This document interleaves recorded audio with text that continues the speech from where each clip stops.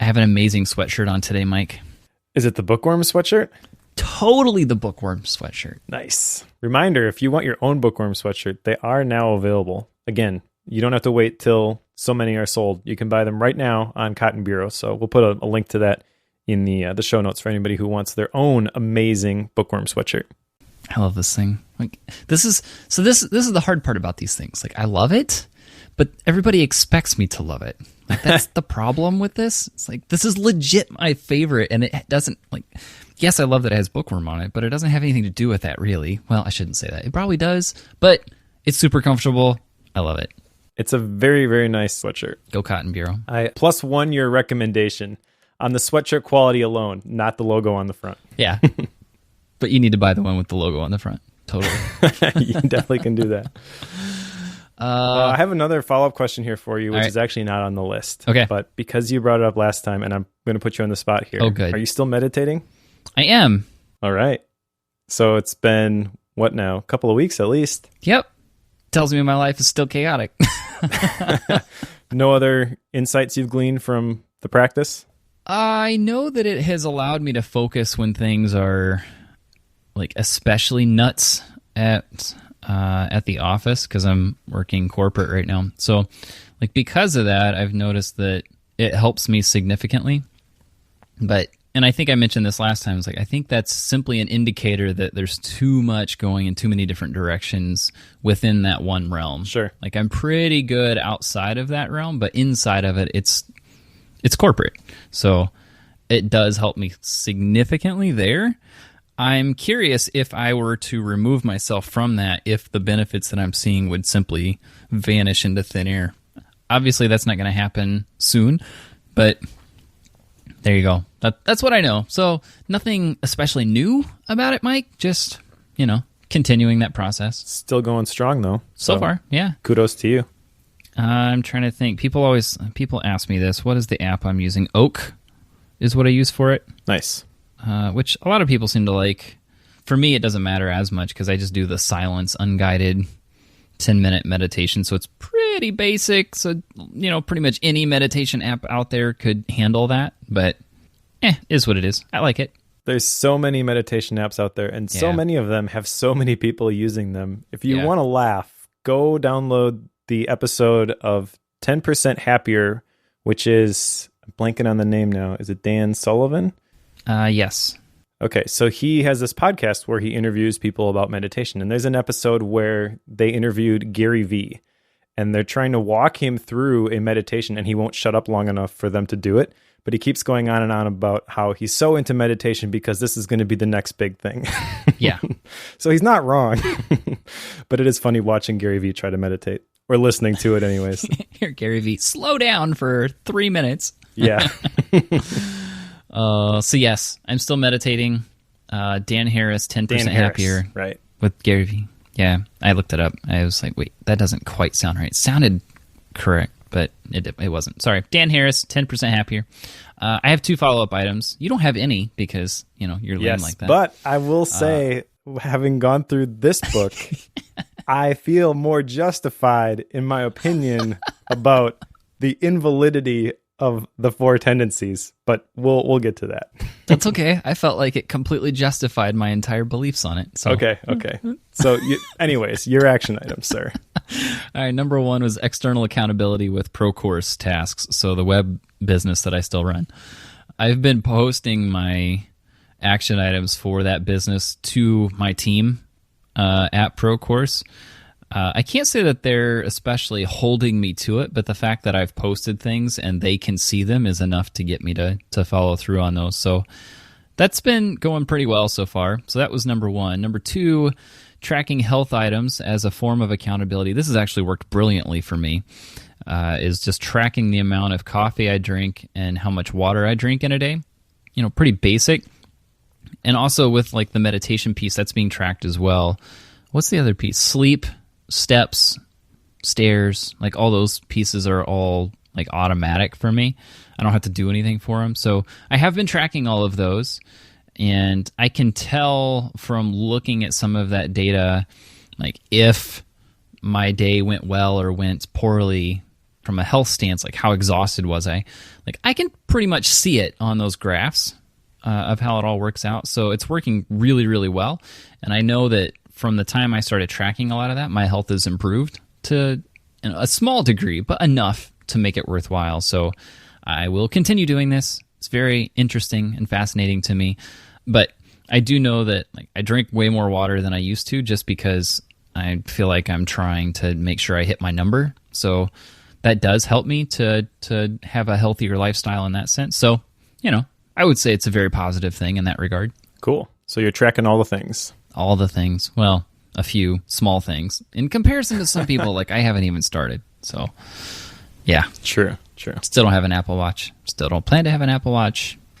Sorry. We're going to get to it next time, but I just started the introduction to Digital Minimalism by Cal Newport. I'm curious to see how and if your opinion changes at all after going through that book.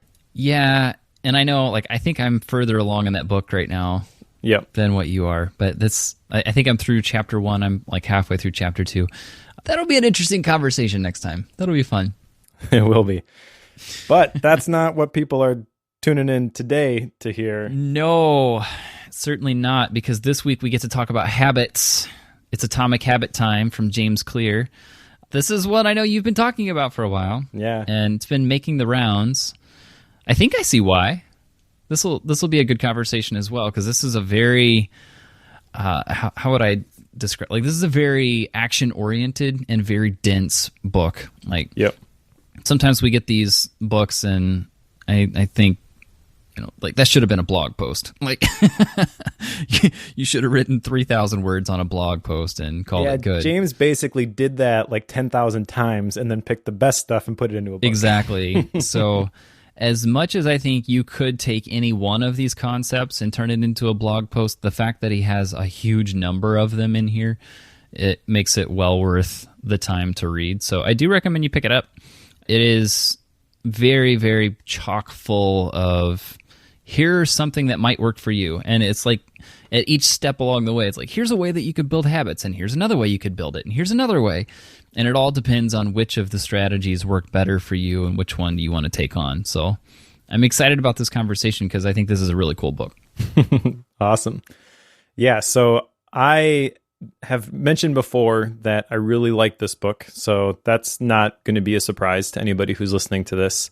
I also interviewed James Clear before I left Asian Efficiency, and he's a really smart guy. Intimidatingly smart, actually. I think that's probably the only time I think I interviewed somebody where I just felt over my head talking to them, just they're a whole nother level. Sure. But that's because James has lived this stuff for a really long time. In fact, in the beginning, he makes a comment that in order to write a good book, you have to become the book. And I'm not entirely sure I agree 100% with that. I do agree that process definitely will create a good book. But then I look at people like John Maxwell, who have written hundreds of books. And he mentions in the latest one, which I read I'm still reading for a Gap book, Leadership. He looks back at his first books and he's like, that's garbage. It's terrible. I wish it would go away. And I know how he feels. Yeah. You want to go back and you want to refine all that stuff and upgrade it because you've changed. And I think that there's a lot of validity to putting stuff out there and then looking at the results and making the changes that way. But anyways, James' perspective with this is that he had to embrace habits. He has a crazy story at the beginning. And I actually, by the way, I read this the first time I went through it. And this last time, I went through the Audible version of it. So I got to hear James tell me the story. Because he narrates it himself? He does, yep. Okay. Yeah, those are always the best, I think, typically. Sometimes you have an author that just can't talk, but... Well, see, that's the thing. James can talk, but he doesn't, my opinion anyways, it wasn't... His excitement over what he was reading didn't come through like somebody say, Pat Flynn for Will It Fly? Because I listened to that on Audible as well. There's some people who you can just tell, and it comes through in their voice, they are super excited about this topic. And I wholeheartedly believe that James Clear is very much invested and cares deeply about this topic. But you kind of didn't get that from the Audible version. At least I didn't.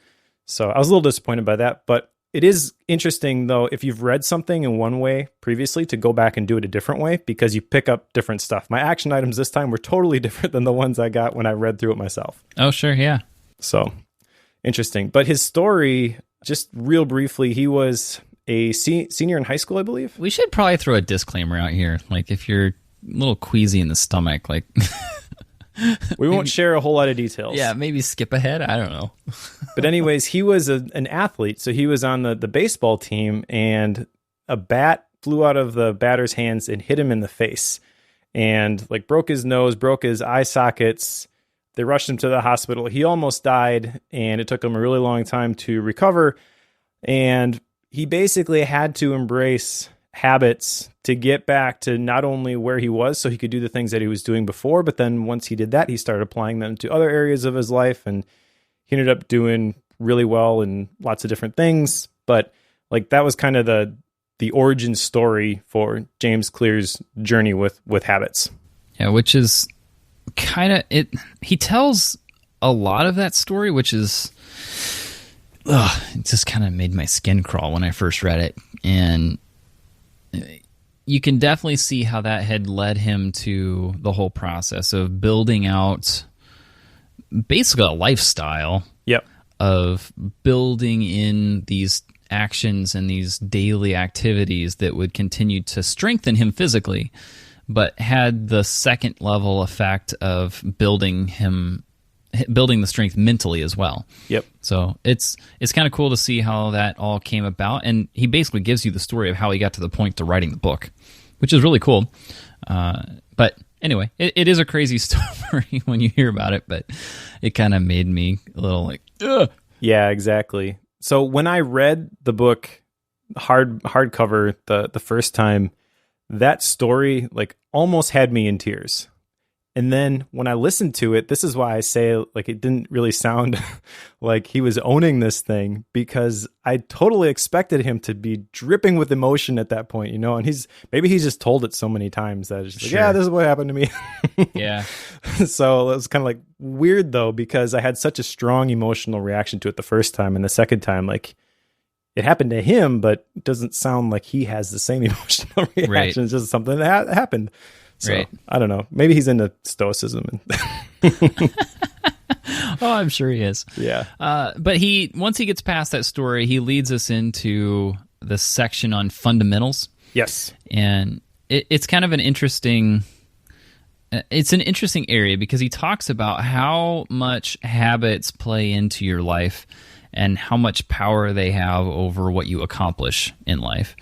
And probably we've got 3 points here to talk about, but one of the interesting points that he gets to is that because habits have such a powerful effect, they lead you to trying to build out systems of doing things as opposed to setting goals to accomplish. Because the goals have just like a one-time, like once you reach it, then what? Yeah. Whereas the systems, once you have those in place and you have all of these habits developed, you just continue to work towards improvement on those, and they can lead to a lot bigger gain in the long run. Mm-hmm. That was something that was really interesting to me. It's like, okay, well, I have a tendency to want to set goals. That's what everybody in the productivity space tells you to do. It's like, set your goals for the year. Like, set your goals for the next 8 weeks. Like, set your goal for this quarter. And he kind of comes at this like, no. Like, that's a terrible thing to do. Why would you do that? It's like, I was like, thank you, James. I appreciate that. I hate goal setting.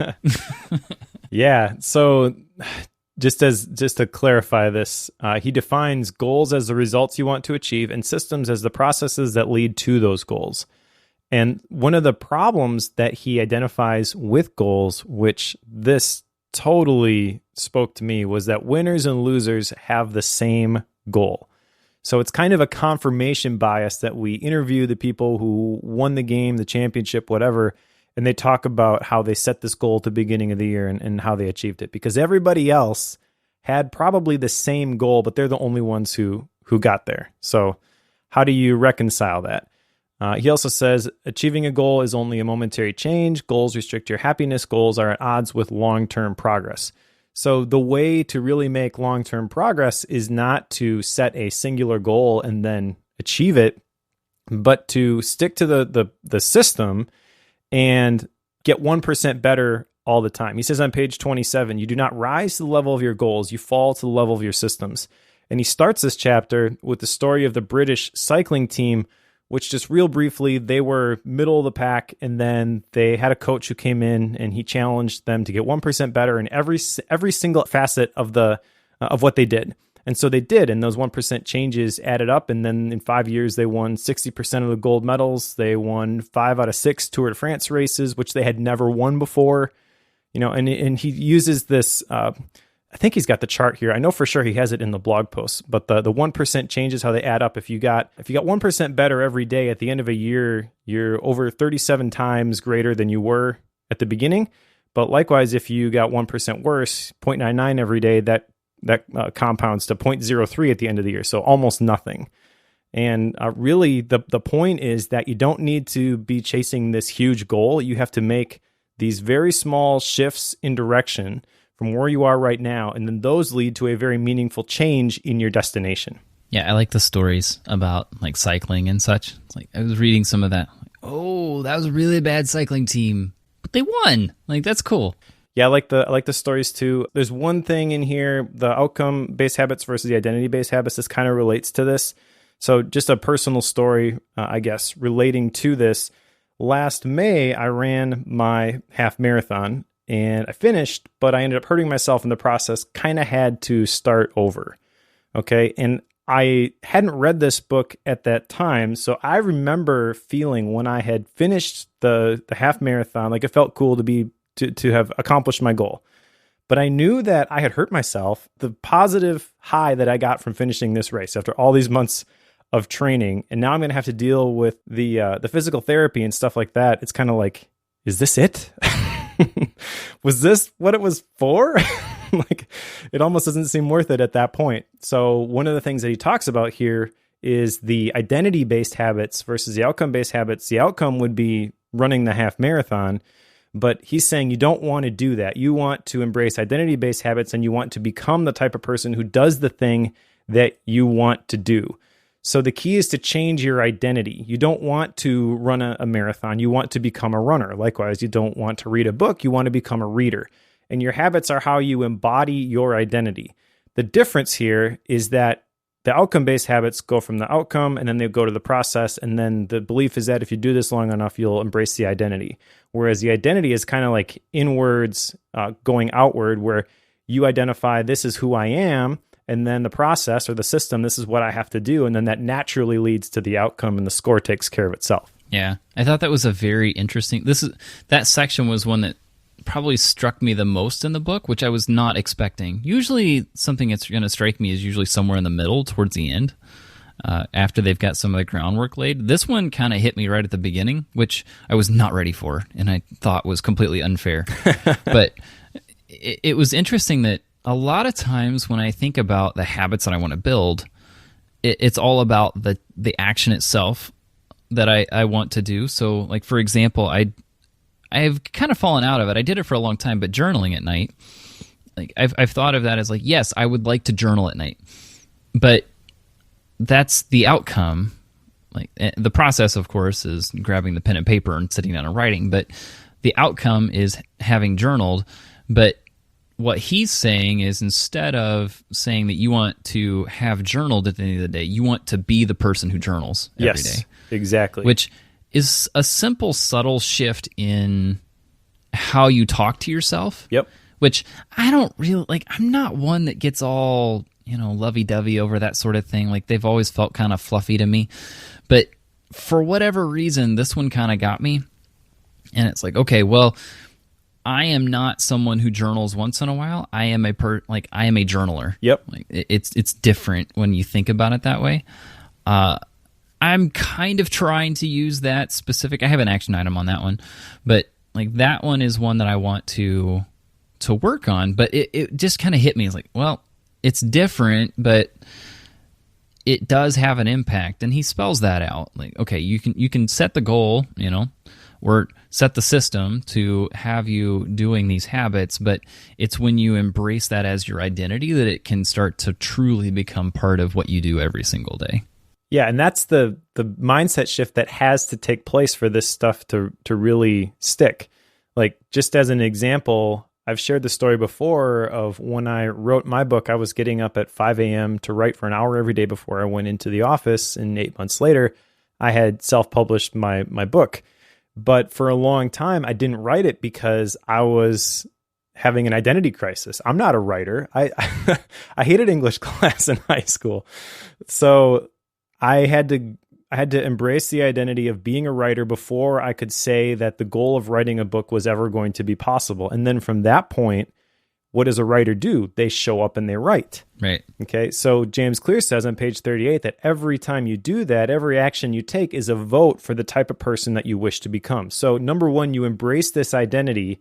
And then number two, you prove it to yourself by showing up every day and doing these things. And the more that you do that, the more you believe in the identity that you've ascribed to yourself. And so it has a snowball effect. Yeah. But I should say, like, all of these, like, no matter how you look at habits and what you do every day, they're all behaviors that you take. And it all involves, like, when you're talking about building habits, those are all behavior changes. Yep. That's where he spends the rest of his book, is how do you go about implementing new habits, behavior change. And he's got these 4 laws that make it easy to, or that help you guide you through the process of building in these behavior changes and these habits. Those 4 laws, and we're going to go through each of these 4. The first one is make it obvious. Second law is make it attractive. Third law is make it easy. And fourth law is make it satisfying. And I think we'll talk about each of these 4, but I also want to mention that these are when you want to bring on something new, positive. And he does call out, but we're not going to spend a lot of time on it, with how to basically flip these such that it helps you to overcome the bad. Like, how do you break a bad habit at the same time? He goes through that piece as well. Again, I don't know how much time we're going to spend on that particular piece, but it's interesting if you flip these. But yeah, like, so make it obvious. Like, the inverse of that is make it invisible. So if you have a bad habit, make it invisible. Make it attractive, make it unattractive. Make it easy, make it difficult. Make it satisfying, make it unsatisfying. Like, if it's a bad habit, just flip it on its head and do the opposite. Right, and these all line up with the cue, routine, reward cycle that we learned about in The Power of Habit.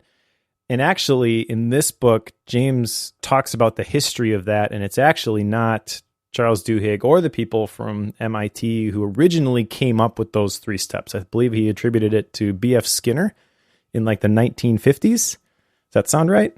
It sounds about right, yeah. Okay. But then he adds another step, which I think is really important, which was always something that until I read this book bothered me about that habit loop from The Power of Habit, but I couldn't quite put my finger on it. And he adds right after the cue, the craving. So step 1 is the cue, step 2 is the craving, number 3 is the routine, number 4 is the reward. So really what this is saying is that when you see the cue, the craving is triggered, but that doesn't mean necessarily that you have to follow through with it. Whereas The Power of Habit is just like, oh, there's the cue. I guess you're going to do this thing. Yeah. So that always bugged me when I go back now and I look at that cue, routine, reward. It seems so wrong to me now that I have embraced or understand James Clear's model. Sure. No, I think he does call it out, because that was one of my skepticisms coming into this book. Was we just read a book not too long ago about habits, and how does this compare to that? That's probably a question a lot of listeners have. I would say if you're going to pick between those two, do this one. Definitely. I think Duhigg did an excellent job, but I think James Clear takes his work and builds off of it significantly, so much so that it feels like a completely different topic almost. It does. So yep. I would highly recommend this one over that. I feel like James Clear's book gives you a lot more hope. I don't know if it's that, but he gives you a lot of action items that make it very reachable. Sure. I guess by the end of the Duhigg book, when he talks about the gamblers and the people who are dealing with addictions and just kind of like, oh, that's what they do. Like, it's kind of like, well, what a sad way to, to view this stuff. There's nothing we can do. We're going to be manipulated by the target guy. And if we've had trouble with gambling or alcohol or anything, like, that's just the way it's going to be. And it's like, no, it doesn't have to be that way. You can make positive change in your life. And I feel like James Clear gives you the framework to do that. Yeah, wait till we talk about minimalism next time with Cal Newport. Right. Have you noticed, like, I think we're interested in reading that book. All right, stop. All right, first law, make it obvious. Basically, you want to start a new habit. What should you do?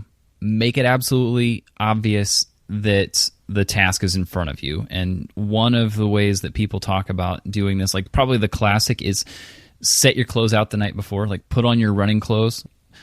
The habit is not going for a run. The habit is getting into your clothes. Like, yep. Like if you can get into the clothes, if you can get that first step done, the rest of it can follow suit. Because once you have your workout clothes on, it's almost more work to go change again than it is to go through with the run. Exactly. Like that's the concept he's talking about here. Yeah, and there's a couple other things that are really interesting in this first section. In this first chapter in this section, actually, he talks about the Japanese practice of the train systems, the pointing and calling. Do you remember that? I do, which was very interesting to me. It kind of made me want to start calling things out when I leave the house. Yeah, so this is kind of like the checklists from the checklist manifesto, except that the conductors will literally point to the thing that they are looking at and say it out loud. So say you have a checklist of things you need to check before the train leaves the station. They're going to point to each one and say the gap is minded. Since in the UK, they've got the mind the gap. That's the only thing I can think of off the top of my head. But that actually saved somebody's life one time because there was this lady who was chasing her kid, and the kid got into one of these like high-speed bullet trains, and her arm got stuck in the door. And because the conductor was going around and pointing at everything, he pointed at the platform because that's what he always did. And he noticed that this woman had her arm stuck in the train. So they opened it up, let her out, crisis diverted. But that pointing and calling, he says in this first chapter, this actually reduces mistakes by 85%, which seems like a really high number. But I don't know. I guess I kind of believe it. Yeah, I think it makes a lot of sense. I mean, if you're constantly calling, like if you look at it, the fact that you're saying what should be there, and if it contradicts what you're saying, that'll flip a switch in your brain. You're like, whoa, something's not where it's at. Whereas if you're not calling it out, it's easier to just skim over it and not actually look at it even. You just kind of maybe glance out of the corner of your eye instead of actually acknowledging it. But by saying it out loud, it kind of trips the trigger and says you're paying more attention to it than you would have if you didn't call it out. Yeah, that's the surprising thing, I guess, is that we think that we notice these things, but basically the statistics are saying that you don't notice anything. You're actually pretty terrible at remembering to do stuff and doing it right, unless you physically point at it, which I don't know. I can see a lot of people being like, I refuse to believe that. Like I've been doing it this way and I haven't had any catastrophic mistakes. One of the pieces of this law that he calls out is something called habit stacking as a way to take advantage of this. And it's exactly what it sounds like. You're stacking one habit on top of another because, for example, let's use like a nighttime routine. You're going to bed, you brush your teeth. What you could do, because a lot of people have the habit of brushing your teeth, but not as many people have the habit of flossing their teeth. You can fight me on that all you want, but I've yet to hear a dentist tell me that people on average floss their teeth just as much as they brush them. So what you could do is take advantage of the fact that you already have the habit of brushing your teeth and build in the connection of brushing my teeth, flossing my teeth, brushing my teeth, flossing my teeth, and connect those two. Yep. Now, personally, I have a tendency to want to floss my teeth before I brush them, but hey, if it helps you get into the habit, it's better than not doing it at all. So that's the concept there, is you take advantage of one habit and stack another one on top of it, because then it becomes an obvious transition. Yeah, the key is that you have to, the cue needs to be the same as for the old habit as the new habit that you're trying to create.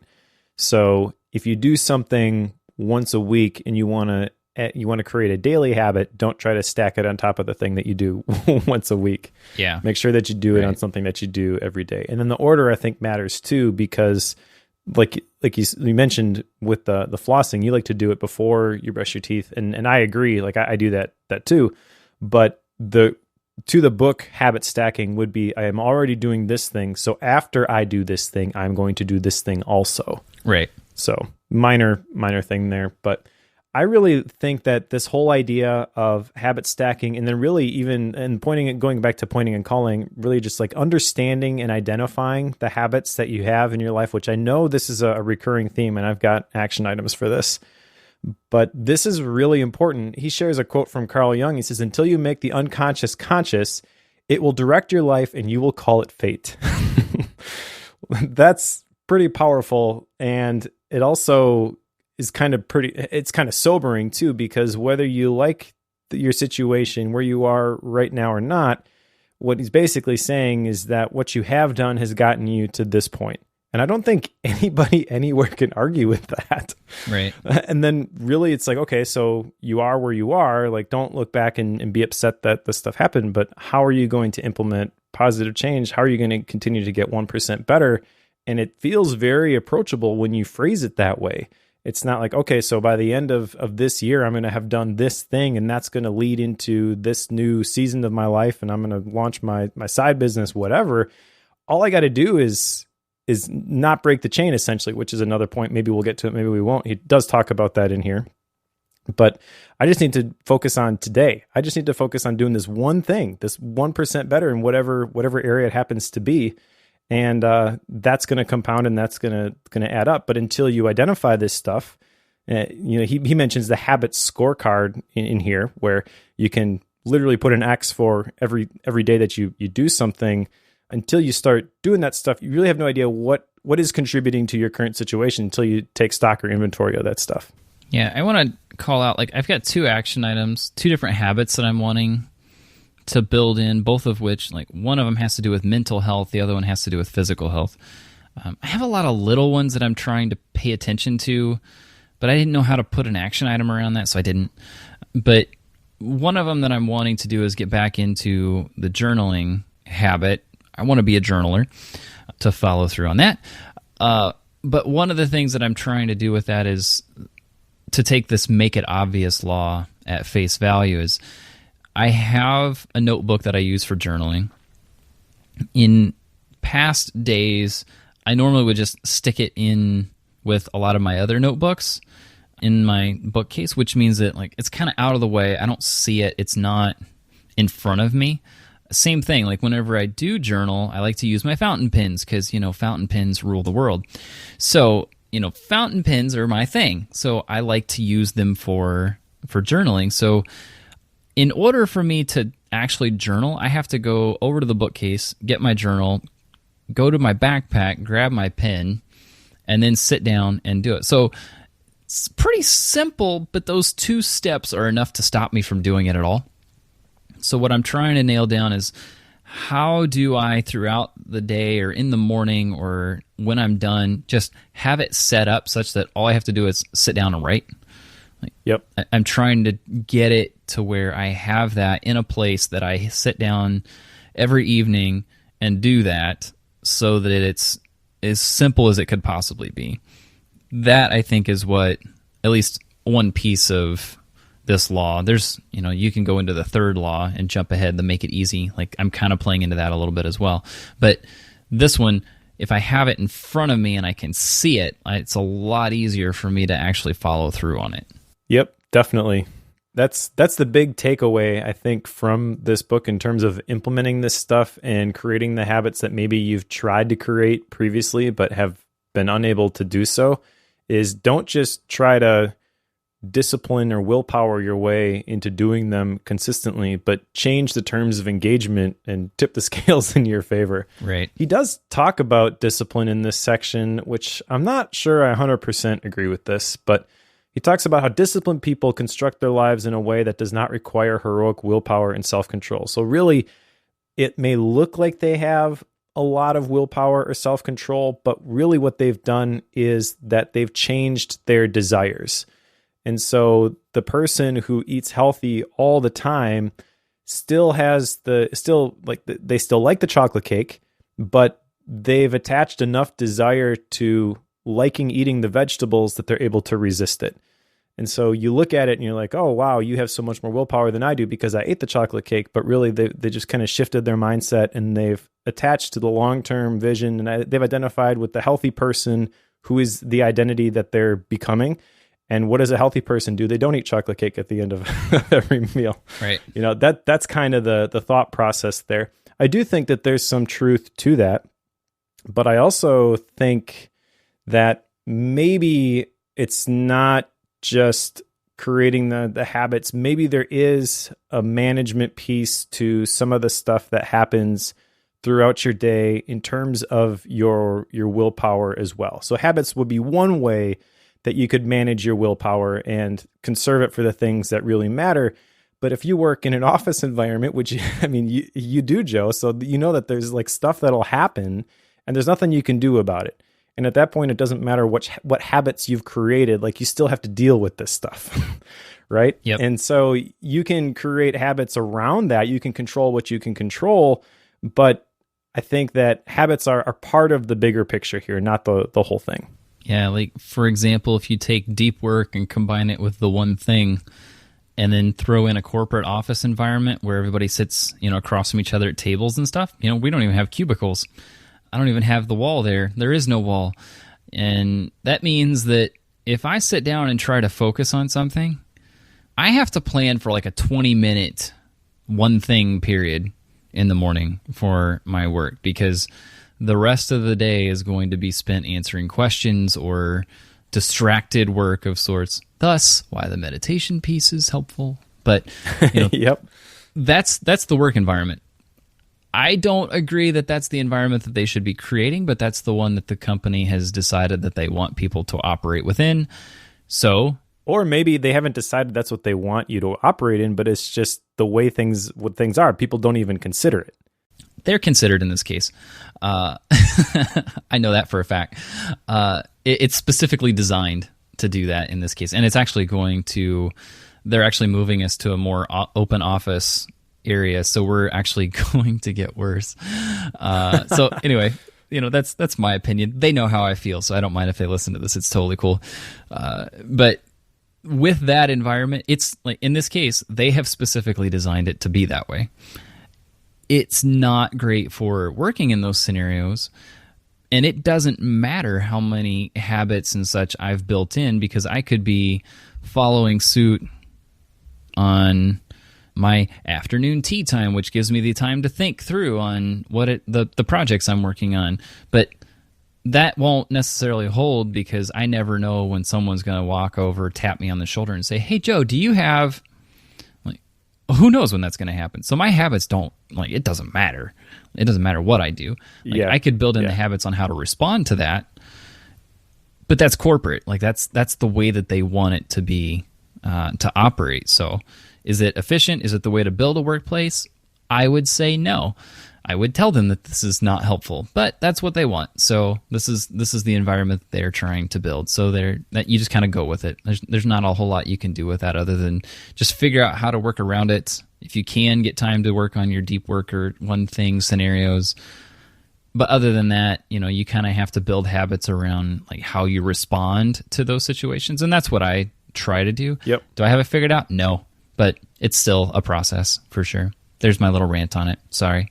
Yeah, but all that stuff as it happens is going to deplete your willpower or your mental energy. Correct. Or however else you want to define it. So it doesn't matter what sort of eating habits you have when you get home. If you have junk food in the pantry, you may automatically go to it because you're completely spent. That's kind of the point I was making, is that James Clear makes it sound like, well, as long as you implement good habits, then you'll be super successful. But sometimes you're in an environment where it's working against you and there's nothing you can do. You just got to roll with the punches. And again, control what you can control. But yeah, and that's an interesting thing too, because I do work in that environment, And I have a pretty strict diet that I stick to, which people have been asking me what it is. It's like a modified paleo is the easiest way I can explain it, because a lot of people understand paleo to some degree. I'm not diehard on that, but I have like that. It's a runoff of that, but it means that I cut as much sugar out as I can. And there's a lot of times, like right now, there's a lot of cookies upstairs. I've not touched one of them since they've been made, and it's because it's partially because James Clear has helped me with this, the whole outcome versus identity-based thing. Whenever for example, it'll be snack time when we get done recording here, because, Joe's family is a group of hobbits. Time for elevensies. Totally. So whenever I come up from recording, it's going to be snack time. Guess what everybody else is going to do? Cookies, and the like. Whereas my reaction has to be, no, I'm a healthy person. I'm going to eat nuts and berries, or whatever it is that I decide to go with. But like that's what I have to do, and that has helped with the discipline side. Is it a myth? I don't know. I don't know if I'm with you or against you there, Mike. But that's kind of my take at the moment. Sure. One other thing that we should call it from here, and then that'll lead into the second law, is this whole idea of the environment, which I alluded to when I mentioned that if you are out of willpower and you've got cookies in the pantry, then maybe it's going to be harder to resist them. I think there's a lot of other factors that go into that, but probably people who were listening at that point who have studied this at all were yelling at me because they're like, just don't buy the cookies. Yeah. And that definitely is something that you could do. Another thing that James mentions regarding that, which I think is a pretty genius tip, is that you don't have to be the victim of your environment. You can be the architect. So what does that mean? That means you can set up your environment in a way that it facilitates the habits that you want to create. For example, it's easy to not practice your guitar when it's put away in the case because there's no obvious trigger. So I actually have a stand that I put my guitar in my office. And nice. Now when I walk into my office, I see my guitar, and guess what? I play my guitar a lot more. Nice. You can also change your location, which allows you to escape mental biases and makes it easier to make new habits. One of the key things that he talks about in this section is one space, one use, which I think is really interesting. It's also very interesting if you apply it to your digital devices, but again, put a pin in that till next time. That's next time. Yeah. So that might be something that you want to think through too, is not just what are the habits I want to create, but where do I want these habits to happen? Right. Which kind of leads into the second law, which is make it attractive, because you can set up your environment to be attractive, but there's lots of other things you can do to make your habits attractive as well. Like? Well, one of the things that he mentions is supernormal stimuli, heightened versions of reality, or these exaggerated cues. And he says that society is filled with these highly engineered versions of reality that are more attractive than the world that our ancestors evolved in. So we've kind of subjected ourselves, willingly, unwillingly, whatever, to this dopamine-driven feedback loop. And he shares some research about how they blocked the dopamine in the rats' brains in this study, and it caused them to lose the will to live. They still liked things like sugar, but they didn't want it. The desire had died. And likewise, when they flooded their brains with dopamine, then they performed their habits at breakneck speed. So dopamine, the pleasure chemical, isn't just for pleasure. It's actually involved with motivation, learning, memory, punishment aversion, and voluntary movement. So what we need to do is we need to apply those things towards the positive habits that we want to create. And likewise, you had listed the inversion of these 4 laws for the habits that we want to eliminate. So we don't want to make it attractive. We want to make it repulsive if it's something that we want to stop doing. And we can implement what he calls temptation bundling with the habit stacking that you had mentioned at the beginning. So that would look something like, after my current habit, I will do another habit that I need. After I do that habit that I need, I will do another habit that I want. So that's kind of getting into the reward piece of this, but that's kind of how those pieces fit together. Yeah, and I think maybe I was trying to think through the example here, because like the other action item I'm working on is like an exercise habit, and this one I really wish, and I know listeners, I wish I could give you more on this, but I wish I could sit here and talk through like how I'm exactly planning to use a lot of these different aspects to do that. The problem that I have is with fighting Lyme is a scenario where the specific types of exercise have different reactions for me. And for example, if I do something that generates it really gets my temperature up and I get really hot and sweaty and, typical, stereotypical exercise, that can cause what's called a Herx reaction for me. Not going to go into all that, but it means the next day, basically I'm shot. So it can be a good thing in the long run, but it means the next day I'm not going to be good for much of anything. Well, I can't do that on a weekday. So I can't do it, but maybe once a week. Well, that's not enough exercise. So for me, I can't sit here and say, okay, this is what I'm planning to do because I haven't fully figured out what type of exercise I should be doing. So that's part of this for me is I've got some research to do to nail it down. But I know that regardless, one thing that I need to do is whatever that activity is, because I'm not one that just loves to go exercise. This is going to be a working, it's going to be a challenge for me. So I need to try to nail down something that I can do immediately after exercise that is attractive to me, because I feel like that's something that okay, I don't get to X. I wish I had an example, but I can't do X until I've done the exercise. To me, that's going to be a big piece in this process. And I think that's exactly what he's talking about in this second law of making it attractive with the temptation bundling piece. Take advantage of a positive habit to help you build in one that is positive, but it's not as easygoing as the other is.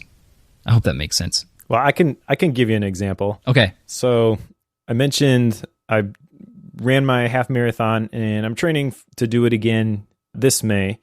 And that requires some distance running in the winter in the Midwest. Ooh. And that doesn't happen outside. Good luck lately. Yeah. So I have to go to the gym and use the treadmill, which is so incredibly boring, right? But there is a YMCA that we're members of, which is 20 minutes from my house. It's a bit of a drive. It's downtown in Appleton, which is the bigger city. We live, next to that, a suburb, I guess, of a city with 100,000 people. So whatever. But anyways, it's a bit of a pain to get there. But they have treadmills that have this virtual active stuff built in. So you can plug in I want to run through downtown Vancouver, or I want to run through the small towns in Italy, or I want to run through the Swiss Alps, and then it's kind of drone footage so it's a little bit more interesting. The bottom line is that if I get to the Y, I can do a distance run in the winter because that is enough to keep me interested in what I'm doing. Okay. If you just put me on any other treadmill after a couple of miles, I can't take this anymore. So getting to the Y and running, that's something that I try to do, but there's obviously a lot of friction and resistance to doing that, especially if I'm not downtown, at the co-working space previously anyways. So kind of the way that I've rewarded myself for putting in the long runs, because I'm at the point where I'm running 8-9 miles, it takes over an hour to do that. But right across from the Y, there's this little hole-in-the-wall gyro place, which has amazing gyros. But I'm never going to go down there and get gyros anyway. So that's kind of my reward for putting in the long run and burning 1,000 calories on the treadmill is that afterwards, as I'm walking down to the locker room, I'll place the order in my phone. And then by the time I take a shower, walk out of the Y, my gyro is ready. So that's kind of the way I've done this is after I get on the treadmill and I run 8 to 10 miles, then I will go eat my gyro and not feel bad about it. I like it. I'm not going to do that because that would cause a lot of pain for me. But that's yeah. No, definitely. And in fact, I was thinking about your situation, and obviously this is a conversation we can have offline. But I think there's options for you, and I don't know exactly which one is going to fit. But I do encourage you to look into that stuff. Oh, absolutely. My brother is really into the high intensity interval training. I don't know if that would be too much for you. And this is also where, as you were talking about that, I'm thinking something like an Apple Watch may actually be beneficial because it's going to give you that ring and you're going to be incentivized to close that ring. I know Sean McCabe, he's done it 600 days in a row or something like that. He's actually got a bunch of people that he shares his activity with, but he'll only share it with you if you commit to closing that ring every single day. Yeah. Because he wants to surround himself with those kinds of people, which kind of leads into the the other point about the groups that we imitate habits from. Yeah, which is interesting because like I'm trying to take advantage of a number of these pieces to make it easier for myself. And again, I don't know what types of exercise I should be doing. I'm pretty sure it's avoiding things like going for runs and doing like heavy lifting and stuff because of the impacts that those have on like joints. But things like resistance workouts or even some of the more intense like yoga side of things, like I've seen a lot of folks in with my whole scenario getting into that. So I think it's one of those, but I think your groups to copy thing from like James's whole explanation here, like there are these different groups of people that we have a tendency to imitate. And one of those are just your friend groups and the people that you're around all the time. You'll have a tendency to copy them. This is this goes back to what you were told by your mom in grade school. Be careful of the friends that you make. Like that's exactly what this is, because you'll have a tendency to copy them. I'm trying to take advantage of that to some degree and trying to talk about the exercise thing to some degree with the friends that I have, because I know a number of my friend groups do have a lot of exercise habits. So if I get them to talk about it, it makes me feel guilty for not doing it. So there we are. Right. So the three groups that we can imitate habits from, just to close that loop. Number one, the close, your friends, like you mentioned. Number two is the many. And number three is the powerful. So number one, the close, we imitate the habits of the people that we're close to. He shares that your chances of becoming obese increase 57% if you have a friend who becomes obese, which is a lot. The many, number two, when we're unsure of how to act, we look to the group.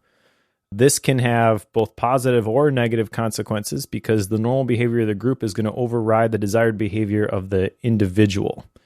And then the powerful, we try to copy the behavior of people who are successful because we want to become successful ourselves.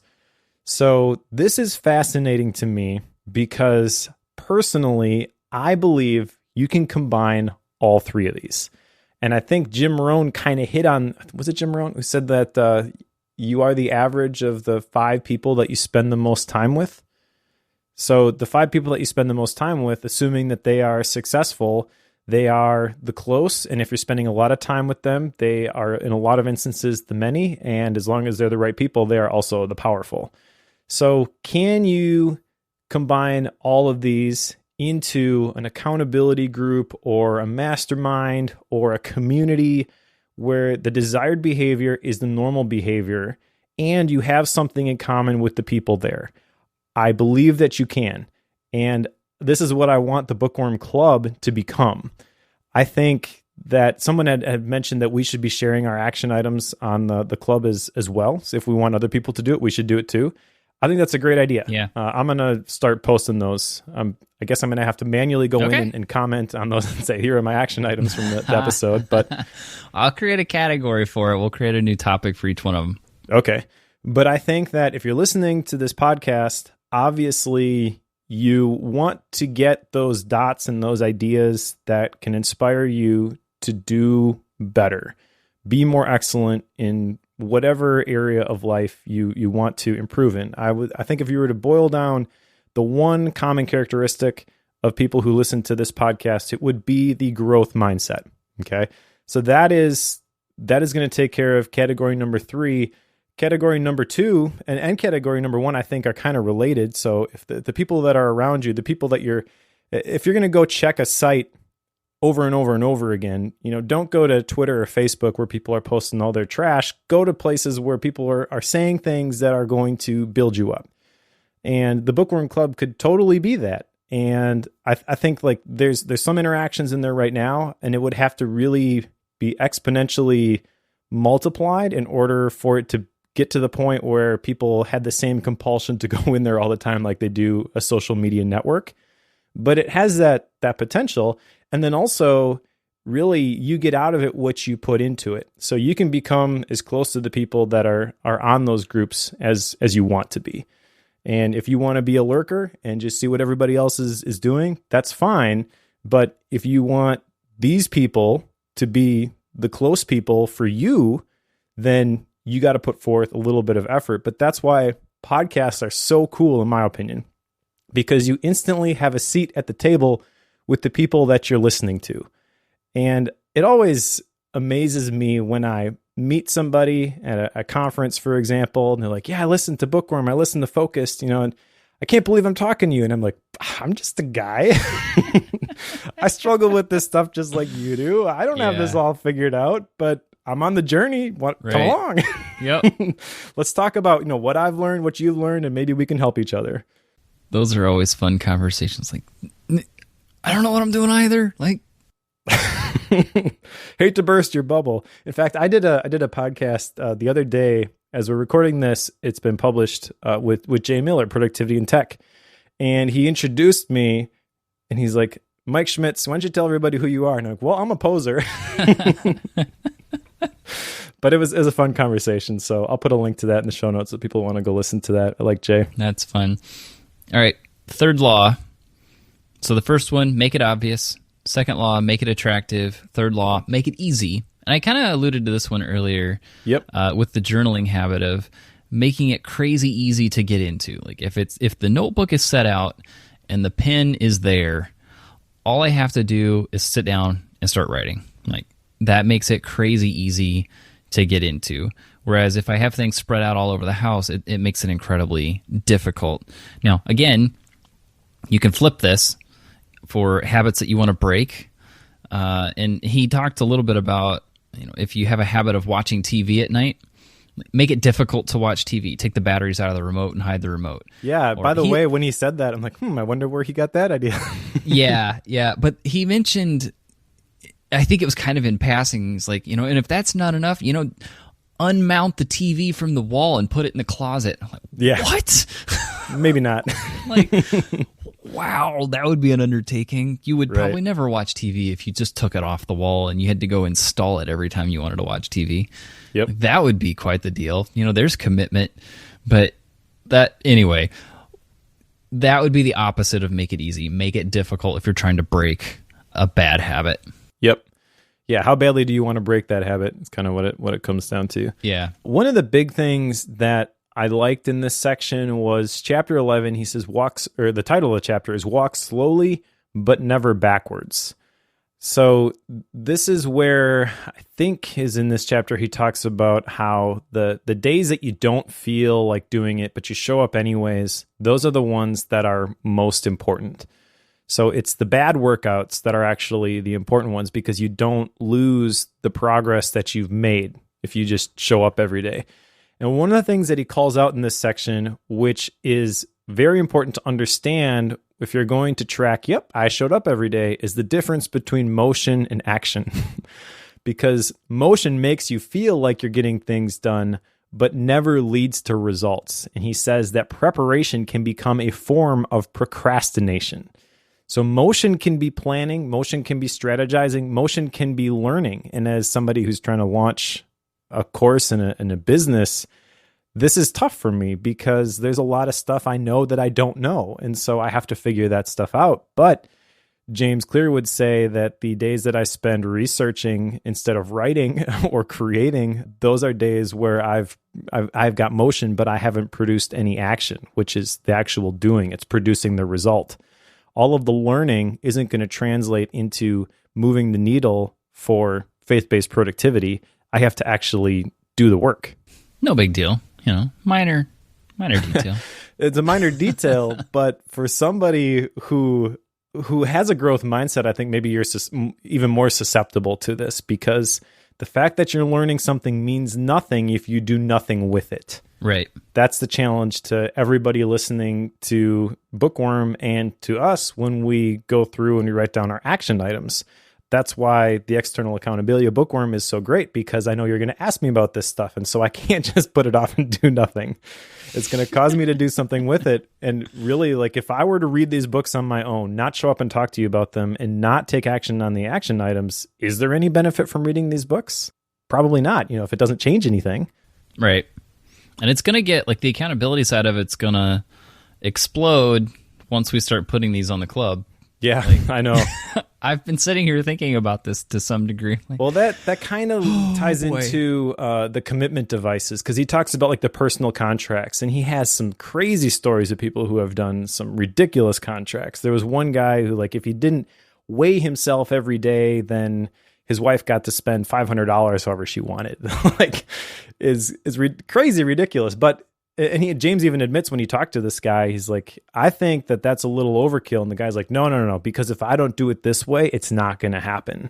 Yeah. And so I don't know, at some point, it is kind of scary to up the stakes and putting our action items publicly on the club where everybody can chime in and hold us accountable. Like, that is raising the stakes.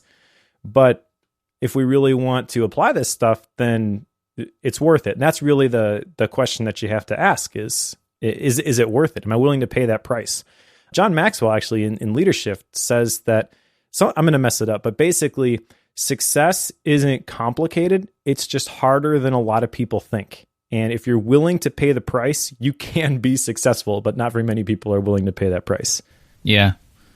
I think and I haven't done this. I've been debating it to bring a parenting aspect into this. I've been trying to work with our oldest.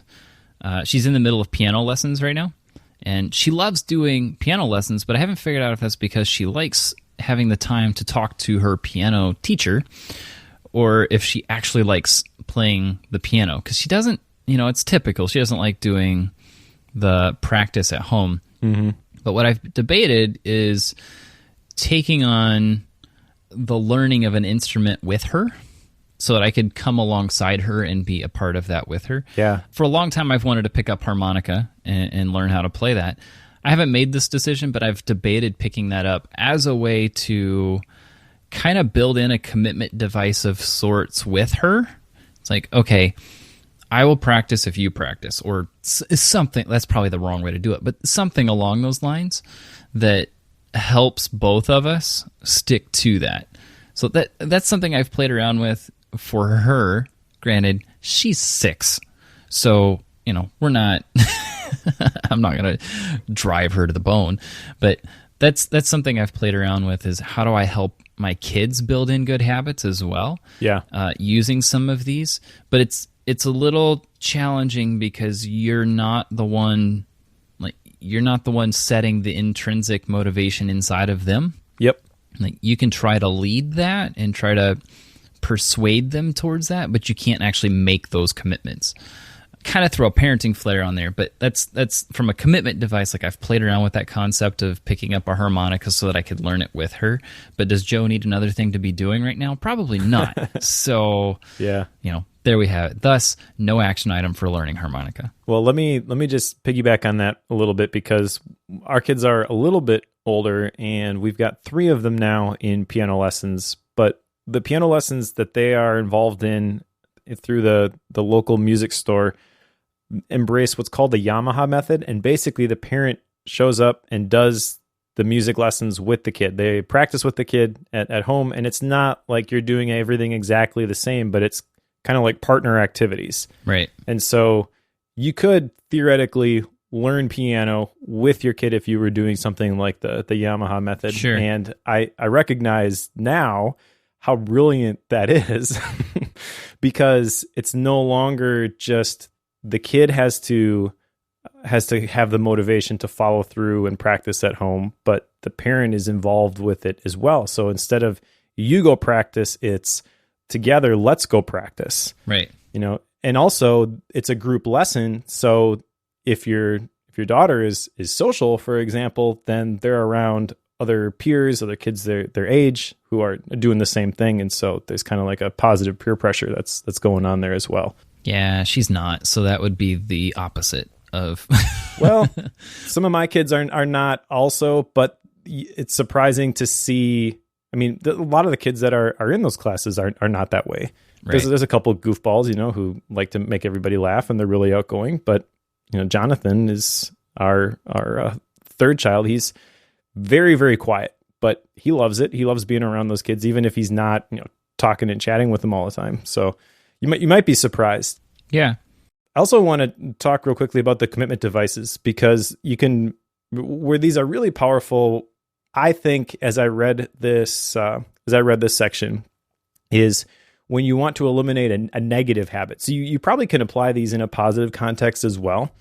But if you really want to break a bad habit, you can set up systems which are going to make it very, very difficult to do that sort of thing. So you mentioned like taking the batteries out of the remote. That would be one example of a commitment device. A couple other things that he mentions in here are the cash register, because that kind of automated ethical behavior because stealing became nearly impossible. And he mentioned, I think he does this, where he has his assistant change his social media passwords on Monday morning and then keeps them from him until Friday. So he did that when he was writing this book. He gets the social media passwords on Friday. He can mess around on social media over the weekend, and then on Monday he can't log in anymore. Yeah, which I thought was brilliant. Like if you really want to go to that extreme, but again, that's kind of the question that you have to ask regarding all these habits: is how extreme are you going to go with this stuff? How badly do you want it? Yep, that's an intense one. Yeah. I don't think I'm ready to go there yet, but who knows? Maybe after digital minimalism, we'll see. All right, fourth law, last one here, make it satisfying. And this is coming to the fourth side of the four-step process into the habit with the reward side. And just like what it sounds, like positive reinforcement, make it happen immediately. That was a big thing, is something, the moment you've completed that habit, that reward needs to happen right then. It can't be delayed. Yep. If it's delayed, you may not connect it. Like your brain won't connect it to the process that you went through. But whatever it is, it has to happen immediately. Yeah. So this is a really important piece, is this whole idea of making it satisfying. You're right. You have to have that immediate reinforcement right away.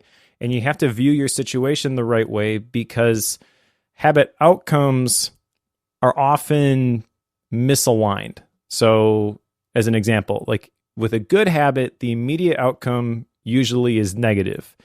The ultimate outcome, though, is positive, where with bad habits, the immediate outcome is positive, the ultimate outcome is negative. So you have to kind of figure out and hack your motivations here, because the more immediate pleasure that you get from an action, the more likely you are to repeat it. But also, the more immediate pleasure you get from an action, that could also be a warning sign, because you should probably question whether it aligns with your long-term goals. What you want to do is build in that motivation to your long-term goals, get those incentives to start a habit, and then the identity, that's what's going to help sustain it. Exactly. And then do it over and over again. Yep, don't break the chain. Exactly. Yeah, this is the part where he talks about the Jerry Seinfeld thing, and really the point is not that you're not going to miss, but never miss twice. So, what do you do when you break a habit? And he makes the argument that the important thing is not that you missed a day, but that you get back on the horse the next day. Never miss twice.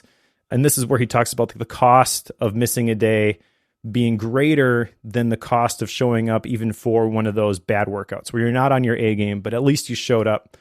Because he talks about the compound effect, and he uses some numbers to describe this. I'm going to try and get this right, but let's say you're at 100 and you improve by 50%, okay? So, you've gone from 100 to 150. So that is a 33% gain. But if you went 50% backwards, it's a 50% loss. Does that make sense? It makes sense. I'm not sure the math holds up with it, but yeah. Yeah, well, I'm positive that's exactly this numbers that he used. But the main idea here is that, yeah, you're going to miss. Everybody's going to mess up. But what do you do when you mess up? Because when you miss once, it's very easy to excuse it and miss again. And that's where the habit tracking really helps. And this is something I was thinking about with the habit tracking, and a lot of the app in particular that I've been thinking that I want to track my habits with. It's kind of built on this whole concept of streaks.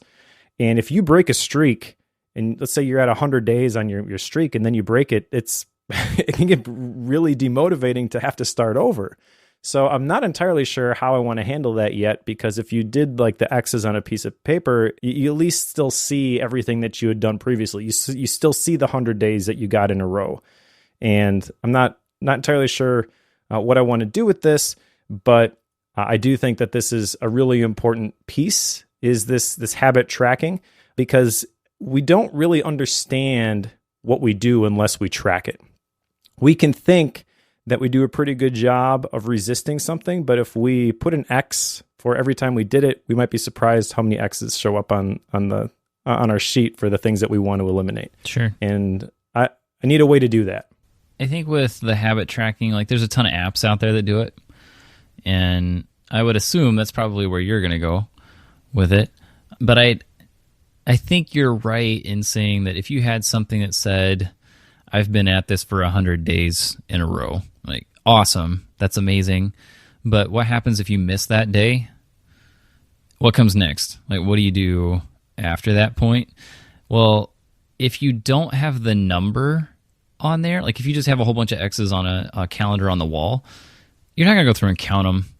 Like, maybe you have a count on them, and you can get a rough idea. But if you miss a day, I feel like it doesn't hurt as much. Yeah. As if you're looking at a number that says 173 on the app, and then you break it and it starts over and it shows you 0. Exactly. That 0 is pretty demotivating. Whereas if you have a calendar on the wall with X's on it and you miss a day and then you pick it up against the next day, you still see all those X's. Like, you still see all of that history. Exactly. Whereas most of the apps that are out there don't do that. Right. Like they don't treat it that way. They say, like, streaks, like that's even the name of one of them. Like that's what they do. Like, it starts over. Whereas that's not, I don't think that encompasses the full intent here. I think it has a potential to actually do a little bit of harm in the process. Yeah, the apps aren't designed in a way that is in alignment with what James says on page 201. He says, the first mistake is never the one that ruins you. It is the spiral of repeated mistakes that follow. Missing once is an accident. Missing twice is the start of a new habit. So yeah, if you did it 100 days in a row and you miss once, it's like all of that gets thrown out the window, when really the most important thing is that next day. But I don't know, like at that point, you've got the new identity maybe that you're trying to align yourself with, and the old identity, which you've cast a lot of votes to say, like, I am the person who doesn't work out and who eats junk food and stuff like that. So it's almost like when you're trying to create a new habit, embrace a new identity and stuff like that happens, it's like, aha, see, you're not who you think you are. Yeah. Towards the end of this section, he gets back into accountability again. Yep. You kind of get the hint that this is something that's important. I don't know if you have anything else that you want to say about this, but I think there's an interesting aspect here with, take the streaks idea, the calendar piece. That's a form of accountability. The tracking I do on coffee and water, that's kind of a form of accountability, because I know that if I'm not tracking it, then my whole data set is compromised. So I'm being accountable to myself in that way. So I think there's different forms that this can take. Obviously, the club, Bookworm Club, could be that as well. But I don't know. Is there something else you want to say about this? Well, the title of the chapter that this pops up in is How an Accountability Partner Can Change Everything. So you're right. There are different ways that you can provide accountability, but I would challenge people who really want this stuff to stick to find an accountability partner, somebody who is going to hold your feet to the fire. He mentions in this section that pain is an effective teacher. If failure is painful, it's going to get fixed. If it's painless, it's going to get ignored. And the more immediate the pain, the less likely the behavior. So if you can find the right person who is going to hold you accountable to the changes that you want to make, and this is also where he mentions like the habit contract.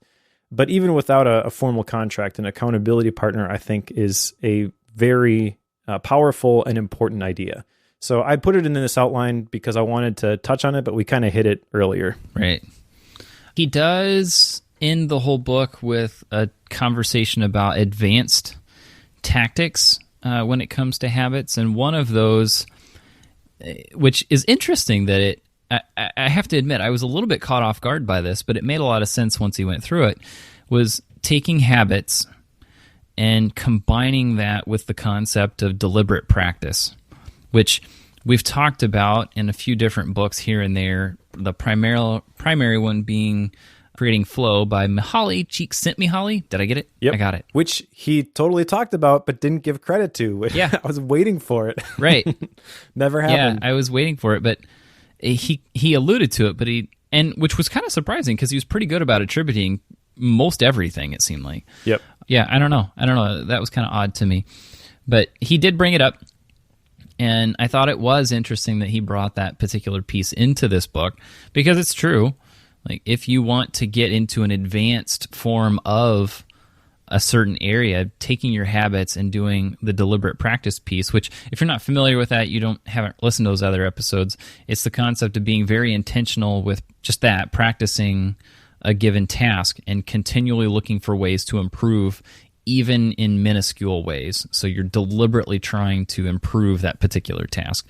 If you combine your habits with that, that's what James is getting at and showing the potential power to become a professional or an expert in that particular field. I think that's primarily what he's getting at there. Yeah, exactly. He talks about the upside and the downside of habits in this last section, where you can get so automatic at doing something that you stop noticing the errors and you stop making improvements.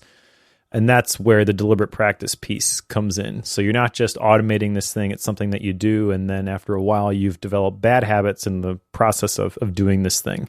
You're constantly striving to get better in a specific area, which kind of leads into the concept of the CBE, or career best effort, which I really like.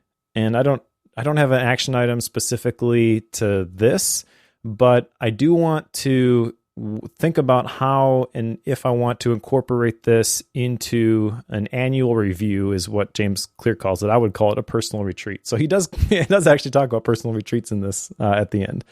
He talks about a couple of questions for the annual review that I liked, what went well, what could have gone better, and then really importantly, I think, what did I learn? And then the other piece of that, which he talks about, is the integrity report. So what are the core values that drive my life and work? How am I living and working with integrity right now? How can I set a higher standard for the future? I obviously am coming at this through the lens of creating the personal retreat handbook. So I have like a little mini course on this. And I thought that the questions that he posed alone were pretty weak. I think that you could you would create a right. So, I mean, obviously I'm looking at this through a certain perspective, right? But I feel like that's a very important topic that he just touched on in the last chapter that could have been maybe an entire book. I don't know. Maybe I will write a book on it at some point. I don't know. There you go. See, that's your action item. Write a book on personal retreats. And that's what James wanted. He simply wanted to spark that in somebody. Yeah, yeah. He also mentions that he has like a supplementary chapter on like habits and parenting, which is interesting because I don't think he has any kids. But also as I'm reading this again, my wife and I are working on another video course, The Intentional Family, which I guess I just teased it, but it's not going to be out for a while. But we've got like a whole bunch of things. And when he said there's a supplementary chapter on this, I'm like, okay, buddy, you're not even getting close to to what needs to be said on this topic. Yeah, he said he had 2 follow-up chapters. One is about applying all of this to business, and one's applying it to parenting. I've not read them. I understand. I get it. I understand why he didn't include them. This is already kind of a long book. Yeah. Yeah, I think it would have been too much. So I get it. You know, if you want extracurricular, that would be the place to go, which I think I'll probably do. I just am not there yet. But sure. Yeah. The other thing I wanted to touch on here, though, and maybe there's a rant here, is James's view on the role of genes. Genes meaning like genetics, not blue jeans. Correct. Yeah. He says that the secret to success is choosing the right field to compete in. He says they do not determine your destiny, but genes do determine your area of opportunity. I'm not sure I agree with this. He uses a physical example related to sports, which is kind of hard to argue with. He says that Michael Phelps is kind of uniquely designed to be a really good swimmer, and he uses another example of a guy who was a runner who is uniquely designed to be a good runner. And if they switch sports, they probably wouldn't be able to be as successful as they are in their sports because of their physiology. But I feel like that's the easy example. That's the one you can't really argue with.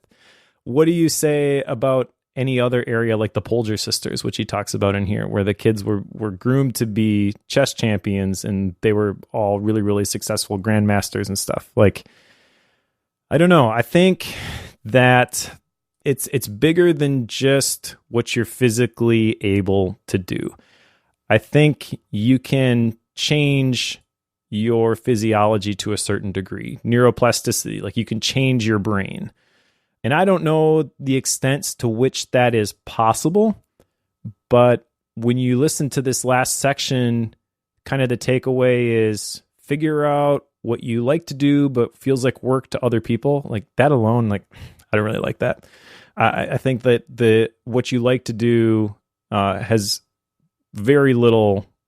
It should have very little influence in what you actually choose to do. In my book, I talk about the root of the word passion being the Latin word pati, and it's not something that's fun, but pati literally means to suffer. So your passion is not something you like to do. Your passion is something that you're willing to suffer to see come about.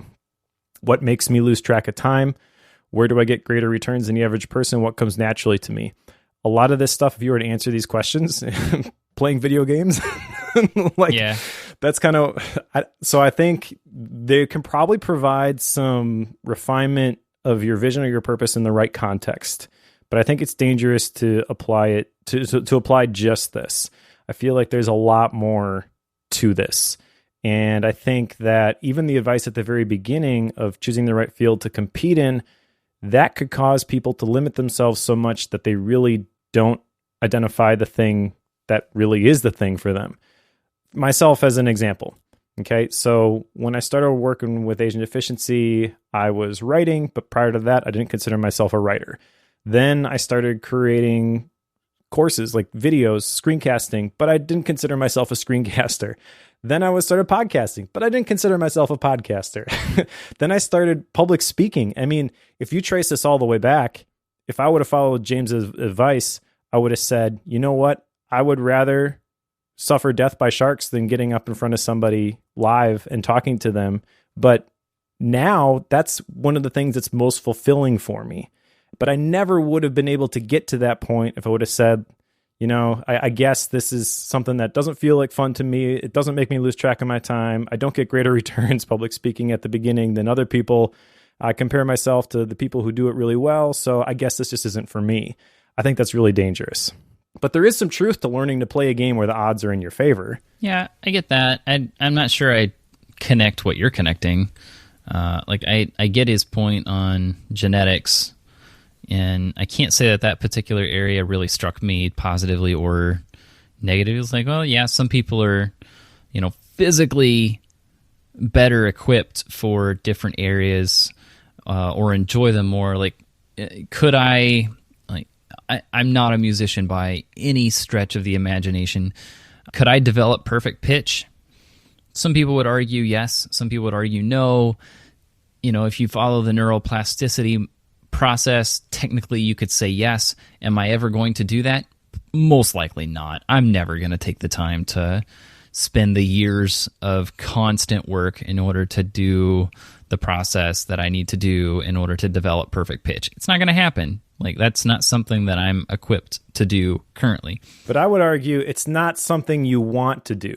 And that's the thing. Like, until you try, you don't even really know. Yeah, but I don't know that that's what he's getting at. Like, what you're talking about is not what he's referring to. You're talking about, like, the growth mindset and how you can build yourself towards something. I don't feel like he even attempted to say that wasn't possible. Like, that wasn't even in the remote stretch of what he was getting at, I don't think. Well, I feel like in sports, it's easy to say that person's just not athletic. But like we learned about in, what book was that, Peak, where the guy became a PGA champion? Right. Never played golf before? Right. So there's contrary evidence to that.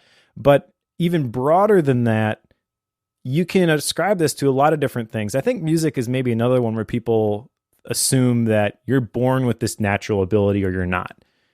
Is someone like Mozart a product of his environment, like the Polger sisters, or is he really gifted in that area?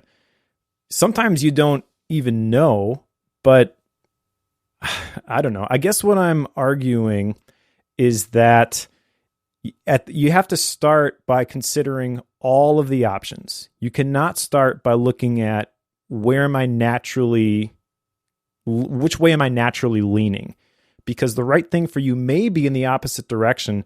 And I think maybe it takes someone going through a situation where you end up completely changing what you were doing and you find something more rewarding before you realize how dangerous it can be to just keep doing the next thing in the current, like climbing the corporate ladder, for example.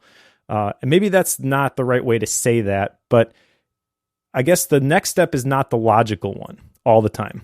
Yeah, I'm not really sure how you're connecting all that, but with the genetics versus growth mindset, like I didn't feel like he was arguing those two against each other.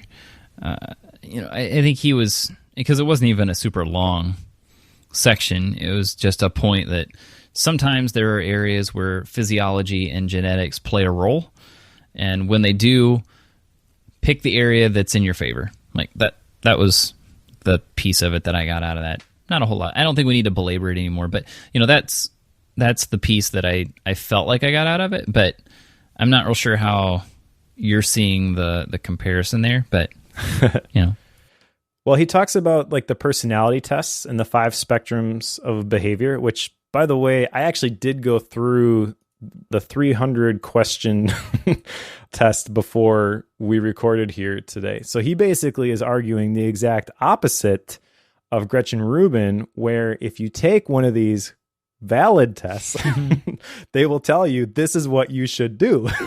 Too funny. Okay. And I'm saying that I'm kind of in between, where Gretchen Rubin isn't going to say that your tendency is going to dictate what sort of work you do. James Clear is saying that it should at least give you some clues and will limit the options that are available to you. I kind of think that there's something in the middle there. So it's good to know how you're wired. It's good to know the 5 spectrums of behavior: the openness to experience, the conscientiousness, the extroversion, agreeableness, and neuroticism. It's good to know your current abilities in those different areas, but they're not set in stone either.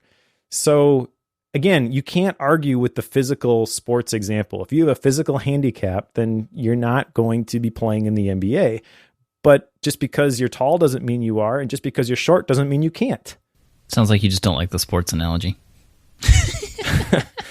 Well, I feel like it was the easy one. I feel like he should have used some other ones to support his points here. Maybe this is, Atomic Habits 2.0, but maybe. I don't know. Anyway, it was an interesting, like the whole advanced tactics area is an interesting area. I think generally what I got out of it was that if you want to improve in a certain area, habits are a great way to start. Like if you want to get better at doing something, building in habits that continually help you to improve in that area. To me, that's what he was getting at in this whole section. Sure. All right. Fair enough. We can stop with all that. You ready for action items? You got 4 here. I only have 2. I do. So number 1 is, and this is something that I kind of knew I needed to do even before reading this, but having read it now, and he's talking about the habit scorecard, I want to reevaluate all my habits. And this is probably something that I should be doing periodically, which is why another action item is to add these questions to my personal retreat. What habits do I want to add or remove? So every quarter I am asking myself these questions. Another action item I have is to use a habit tracker. I have an app that I'm probably going to use for this, but like I said, I'm a little bit nervous about the fact that if I miss a day, my streaks are gone. So I have to figure that out. And then kind of along the lines, even though I just railed on the genes determining what you're going to do, another idea in that section is to rewrite the rules in your favor. So how can you combine your specific skill sets to do something a little bit different than somebody else is doing it? I'm kind of already doing that with faith-based productivity because I've been working in the productivity space, so I could be just another productivity guy who's talking about journaling and habits and all that stuff. But I've niched down based on who I am and my Bible college degree and how that influences what I do. So I guess I want to continue to apply that thought process to what I do. how can I continue to niche down and serve the people that I do serve to the very best of my ability? How can I give them exactly what they need? And in doing so, by combining my specific skill sets, how does that change the terms of engagement? How does that rewrite the rules in my favor? Sure. Just as an example of this, because I don't think I'm doing a very good job of explaining it. He talks about how he created his own major. And when he did that, he wasn't comparing himself to the people who were in the psychology program or the engineering program or whatever, because there was nobody else in his program. Yeah. But he graduated with stellar marks and he's doing, his thing now. And I think that's something everybody should consider. I want to consider it for myself. Yeah. Cool. All right. I expect 4 topics on the club by Monday. All right. All right. I've got 2. An exercise habit and a journaling habit. I've talked about these throughout this conversation. I need to figure out what the exercise habit is before I can start trying to implement it. But I'm going to be working on the journaling piece tonight. Like I have the notebook. It's sitting right beside me. So when we're done recording here, I'm going to grab my pen and set it on top. I'm going to make it easy. Nice. So that's what I know. All right. Talk to me about style and rating. All right. Well, James Clear has a phenomenal style. In fact, I don't think this is just a personal preference thing. When I was listening to it, or started listening to it, the Audible version, we were actually driving back from Door County and I was listening to it. My wife, I just started. She's like, "What are you listening to?" Atomic Habits by James Clear. Oh, I want to listen too. So we did the thing where you share the AirPods. And more than once on the drive home, she hits me and then looks at me with her mouth open like, "Oh my gosh, this is amazing." And then a couple times she's like, "I really like this guy." Just his whole style. And the content that's in this book is phenomenal. Like I said at the beginning, it's a result of everything that he's gone through and everything that he's learned. This is not something that he's like, "Okay, I'm going to sign a contract and I'm going to now go into the process of writing this book." He's been blogging about this stuff for years. Yeah. And that really comes through. He knows his stuff. So even though I nitpick the gene stuff at the end, I absolutely love this book. I gifted, I think, 4 copies of this last Christmas. It should not be a surprise that I'm giving this 5 stars. Nice. Yeah, I have followed James for a long time, very long time, and have always loved his writing. It's been a while, Mike, since we've had a book that I had a hard time. Like, it's dinner time. Like, okay, put the book down. It'll be okay. Like, it's been a while since I've had one that's gripped me quite that much. James does a fantastic job at doing that. It is not a meandering journey. I think people know by now those are not the style of book that I like. I like dense books that have a lot of information in them, that are kind of fast-paced. So this ticks all those boxes. It's pretty easy to give this a 5. I'm with you there. So we'll give it the double 5 on this, because I feel like this is one that it's one of those that you could use as like a gateway self-help book. Yep. Like it could be a gateway productivity book. It could be like the one that you get started on, but it's also written in such a way that people who have been around it for a very long time come out with tons of takeaways from it. So yep. Definitely a pickup book. Like, go for it. Definitely recommended. Yeah, you mentioned you don't like the meandering journeys. This book is definitely not that. The podcast maybe is. So don't judge the content of the book based on this episode of Bookworm. Yeah, we like the meandering conversations. So. Yeah. All right. With that said, we'll put Atomic Habits on the shelf. What's next time, Mike? All right, next one is my pick, and that is Digital Minimalism by Cal Newport. We've alluded to it a couple times already. This is going to be a good one, and I think it's going to challenge me. Yeah, I think there's a lot of hype around it, so I have some pretty high expectations. So far, it's on pace. I'm not going to say it's exceeding my expectations. It's about what I wanted it. So anyway, no more on that. One of the books that's mentioned in the first chapter of that is Drunk Tank Pink by Adam Atler, and the description that he gave for it, and then I looked it up a little. I was struggling to nail down a book for this. Like, I was reading some of the description on it. It's like, that'll be a very interesting conversation to have. So Drunk Tank Pink by Adam Atler. I'm going to leave it at that, but it'll be an interesting book. Yeah, I was definitely curious when you mentioned that before we started recording. I like the title too. Yeah.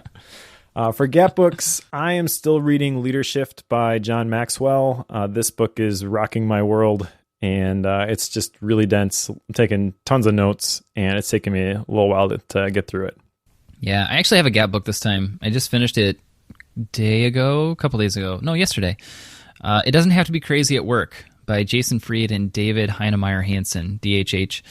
These are the guys behind Basecamp. And they talk about how they built their business and how they go about building a calm company. And the primary reason I picked it up was because I'm still building a company, Procourse. So like I wanted to use that as a base to help me put a mindset around how to build that. Love the book. Again, that's another one that I had a hard time putting down. So definitely highly recommend that one if you're anywhere near leadership of a company at all. Must read in that scenario. Yeah, I've read that one. It is very good. And like a lot of their books, and their chapters are really short, so it's a page turner. Yeah, for sure. All right. If you want to recommend a book, please do so over at the Bookworm Club, and also make sure to vote for it so that it gets near the top. I've picked Digital Minimalism. Joe picked another one based off of Digital Minimalism, but my plan after that is to go look at the votes again. I've got a couple that I'm considering that are pretty high vote getters. So if you want to cast your vote for the next book that we're going to cover, now is a great time to do that.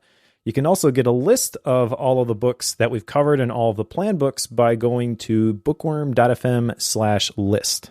Yeah, I was looking through, when I was trying to nail down what book I wanted to pick today, I was looking through some of the recommendations, and there's one on there I wanted to call out. It's called Stand Firm by Sven Brinkman.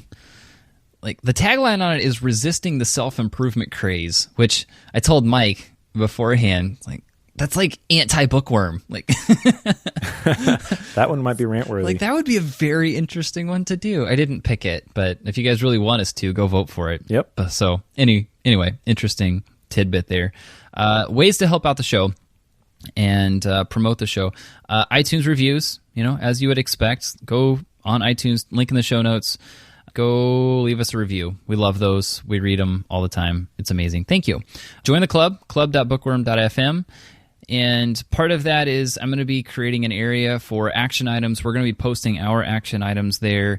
Join in, keep us accountable. If you need accountability, you post yours. We'll try our best to interact with that as much as we can.